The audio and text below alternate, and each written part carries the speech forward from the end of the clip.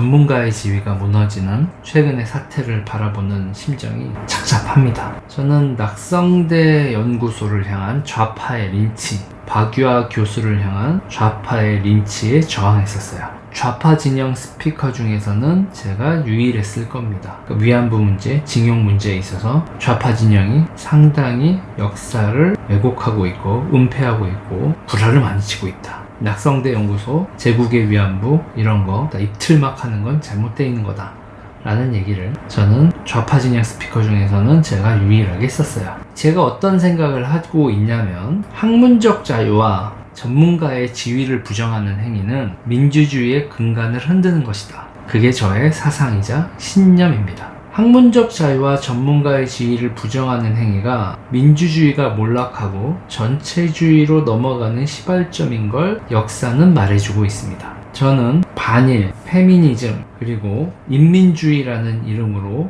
좌파가 전체주의 세력으로 몰락하는 것을 가슴 아프게 바라봤었습니다. 인민의 적, 페미의 적, 토착 왜곡. 일단 사상과 개념이 잡히면 그 다음엔 죽창이 들리게 됩니다. 그게 인간의 반이성적 문명 파괴 행위의 수순이에요.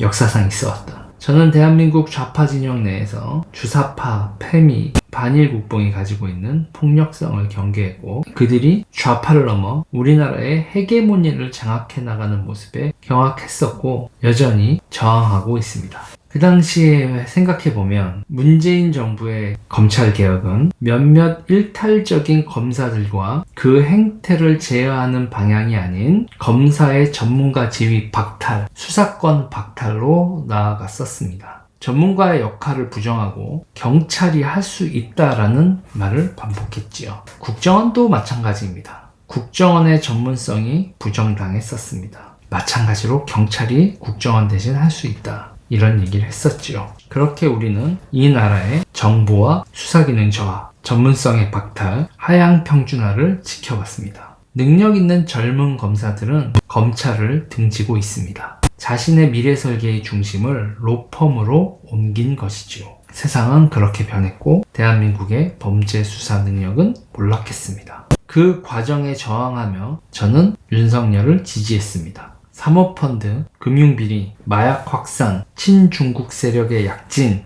PC주의의 광란. 저는 윤석열이 저지선을 만들어주길 기대하며 그를 전폭적으로 지지했었습니다. 그리고 이런저런 일들을 많이 했었죠.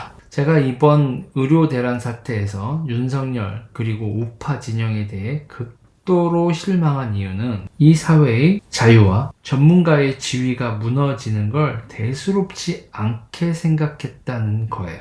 윤석열 대통령도 우파 진영도 여론조사를 근거로 의사를 향한 적대적 태도를 합리화시키는 모습을 보고 저는 경악을 했습니다.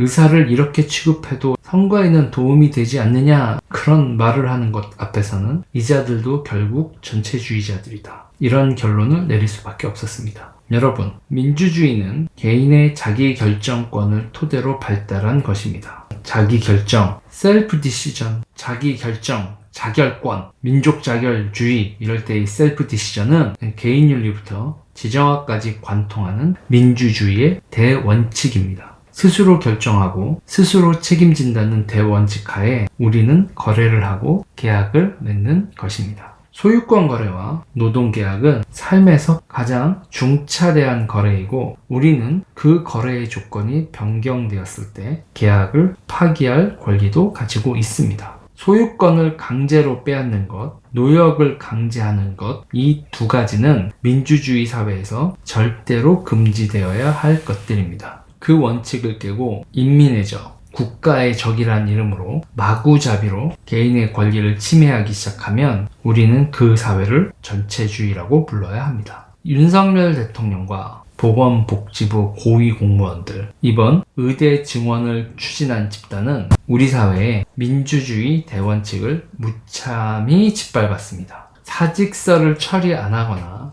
휴학을 처리 안 할 권리가 병원과 대학에는 없습니다. 국가의 눈치를 보며 사직원과 휴학원, 개인들이 스스로 결정한 사항에 대해서 처리하지 않는 건 그건 직무유기고 직권남용에 해당할 것입니다. 또한 국가가 병원과 대학이 개인의 결정을 통지한 문서의 처리를 지연시킬 권한 또한 없습니다. 파업과 사직은 다른 것이고 결석과 휴학은 다른 겁니다. 사직을 불법 파업에 준해서 처벌하겠다는 발상과 휴학을 결석처럼 처리해서 등록금을 호로록 하겠다는 그런 발상은 도대체 어떻게 가능한 겁니까? 병원이 너희 때문에 손해봤다는 발상은 어떻게 가능한 겁니까? 학교가 망하게 생겼으니 휴학 처리 안 하겠다. 말이 안 되는 거죠. 전공의가 필요하면 그들에게 합당한 계약 조건을 제시하며 계약을 갱신할 시도를 해야 할 겁니다. 전문의 자격증이 자신의 인생에서 필요하다고 생각하는 사람은 전공의를 하고 자신은 일반으로도 충분할 것 같은 사람은 안 하면 그만입니다. 건강보험이 붕괴한다거나 필수 의료가 붕괴한다.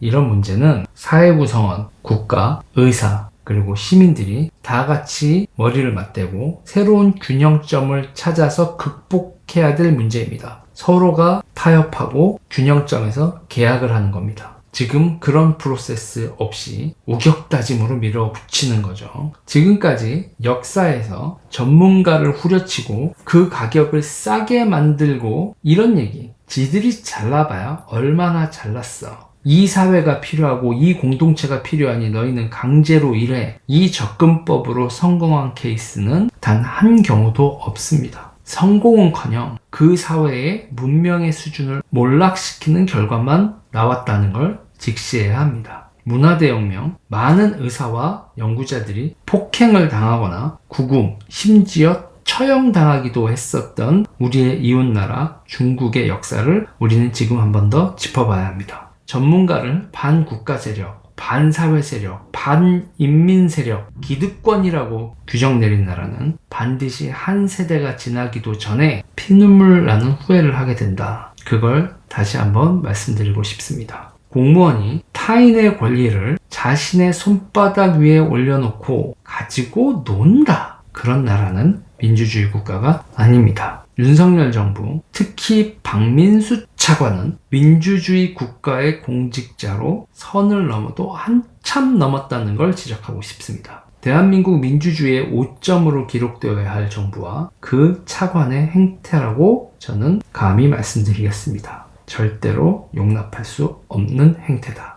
이 이야기는 여기까지 하도록 하겠습니다. 시청해주셔서 감사합니다. 다음에 또 뵙겠습니다.